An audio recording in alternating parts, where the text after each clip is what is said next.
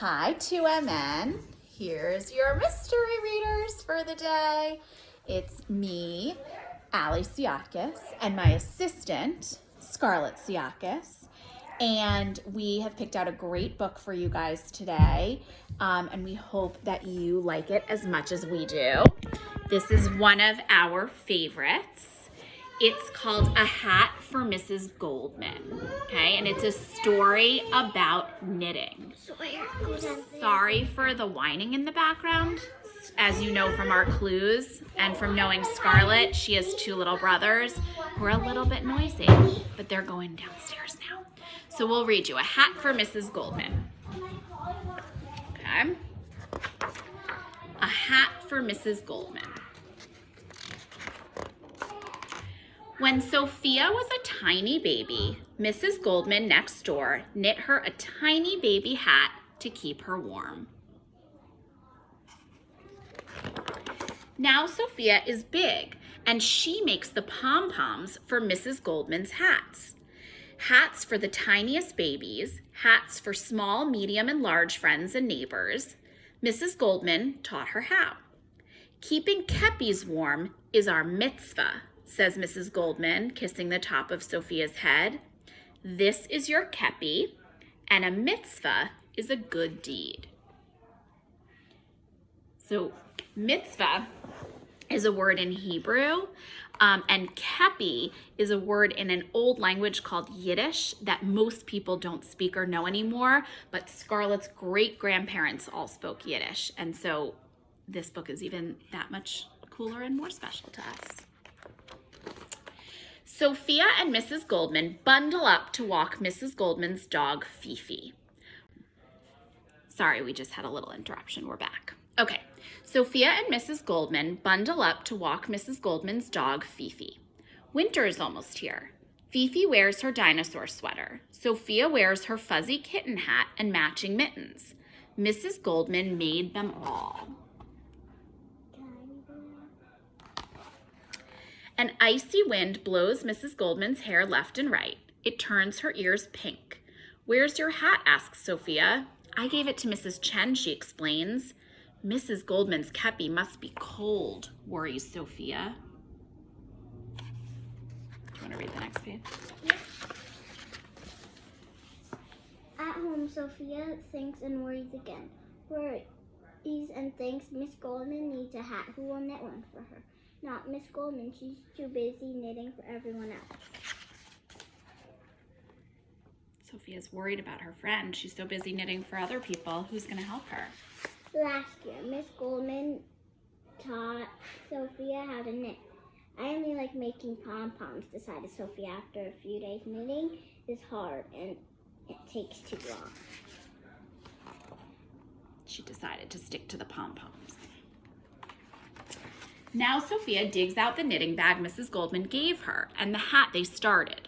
The stitches are straight and even. The soft wool smells like Mrs. Goldman's chicken soup. Sophia holds the needles and tries to remember what to do. She drops one stitch. She drops another. Still, Sophia knits on. She wants to make Mrs. Goldman the most special hat in the world. The next day, when Sophia and Mrs. Goldman walk Fifi, tiny fluffs of snow fall on Mrs. Goldman's head. Her ears are bright red. Mrs. Goldman's kepi must be very cold, frets Sophia. Sophia knits after breakfast. She knits after lunch. She knits after dinner. She even knits while Mama reads her a bedtime story. But Sophia doesn't knit when she is at Mrs. Goldman's house. The hat is a surprise. All week, there's frost on the windows. One day when they're walking Fifi, Mrs. Goldman wraps Mr. Goldman's scarf around her head like she's a mummy. A fierce wind unwraps it and flings it up high. Sophia jumps and grabs an end of the scarf. Fifi nips at the other end. Mrs. Goldman's kepi must be freezing, shivers Sophia.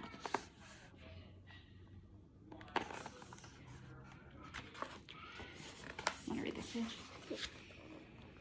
Sophia knits and knits, faster and faster and faster, stitch by stitch, row by row. At last, Mrs. Goldman's hat is done. So here's Sophia working super hard. Sort of. The hat is lumpy and bumpy. There are holes where there shouldn't be holes.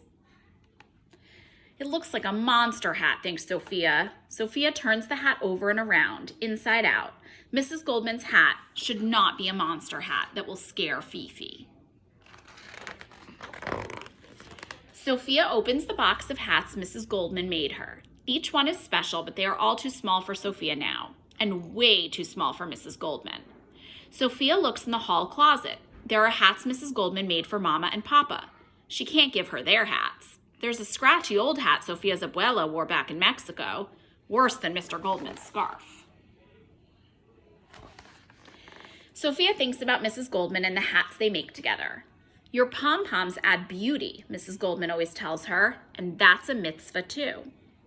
Sophia feels her heart grow bigger and lighter like a balloon. She searches her room for red yarn. Red is Mrs. Goldman's favorite color.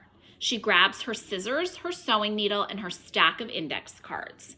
Sophia gets busy, very busy. When Sophia is done, Mrs. Goldman's hat is the most special hat in the world. Sophia rushes next door.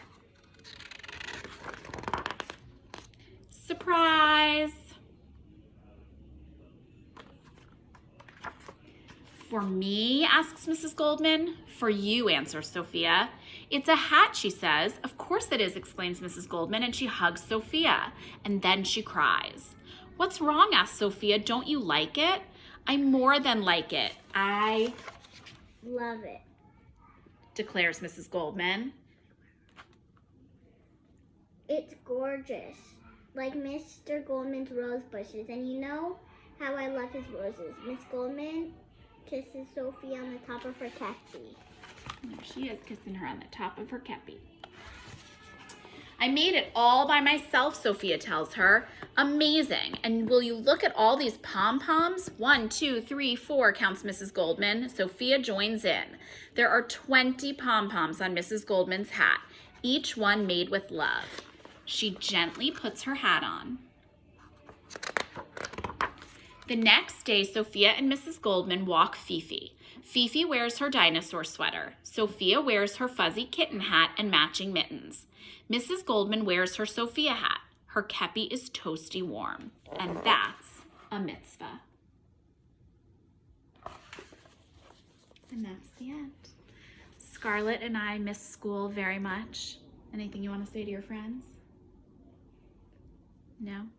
Okay. We hope you have a great day.